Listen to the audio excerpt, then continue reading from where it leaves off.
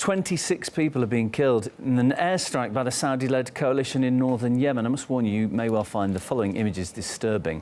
The strike hit a hotel and a busy market. According to local media, the area was crowded with civilians. Video shows the market has been completely destroyed.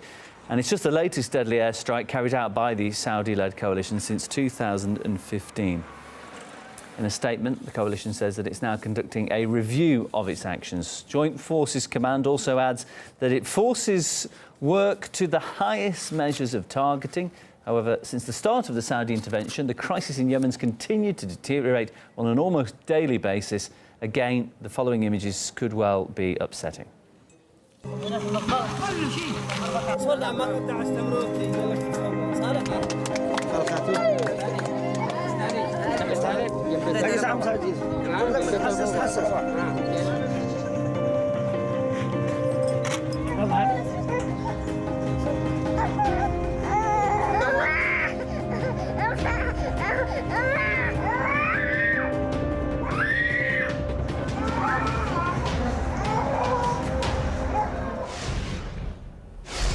And I'm joined on the line now by Ralph El-Hajj, ICRC regional spokesperson.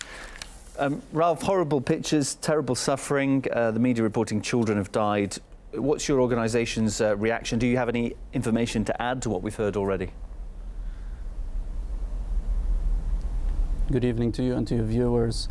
Indeed, shocking images again and again from Yemen. Unfortunate civilians continue to bear the brunt and pay the price for a war that has wreaked havoc in the country for over 2 years. Unfortunately, airstrikes, shelling, and the war in Yemen continues to kill more and more innocent civilians. Our organization, the International Committee of the Red Cross, continues to monitor the situation and continues to bring humanitarian aid to the victims, especially the civilians. That's what we can do right now.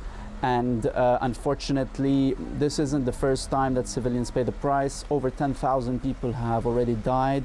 More than 2.9 million people have fled their homes because of destruction and because of devastation to the infrastructure in the country. Electrical power plants do not function as normal. More than 90% of the Yemeni people do not have public electricity at the moment. Not to mention access to clean water and, most important of all, access to health care. I mean, sadly, not enough people, I think, actually see on their TVs what is going on in Yemen. If we compare it to other, disaster areas around the world, how bad is the situation there? I mean, are we talking like one of the biggest, if not the biggest, catastrophe at the moment? Indeed, Yemen is witnessing one of the worst armed conflicts in the Middle East, if not in the world. Just like Syria and Iraq, the Middle East in itself faces one of the worst catastrophes or armed conflicts since World War II. Millions of civilians have fled. Over 47 million people in the Middle East need humanitarian aid, and humanitarian organizations are just not able to function well with lack of access, lack of being able to deliver what they have been entrusted to do in terms of helping the victims of the armed conflicts. The country is said to be on the brink of famine. There's an outbreak of cholera, and we've seen the photographs, which are horrendous. How long will it take, if at all, can Yemen return to normal life ever? For Yemen and the Yemeni people to return to normal life, there has to be some sort of an end to the conflict.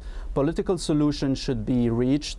Humanitarian aid and humanitarian work is not a solution. It's just a patch on the wound, and the wounds are increasing. When we talk today about the cholera crisis, more than 850,000 people in Yemen have been affected or are suspected cases with cholera. However, we have seen in the past few days that the cholera crisis is being contained. Less cholera cases are being reported, and that is at least some good news coming out of the country. We shouldn't forget that this isn't only the problem today in Yemen. We have the port of Hodeidah, which was the main line of commodities, food, fuel, and everything that the people of Yemen need as basic necessities. This port is currently non-functional.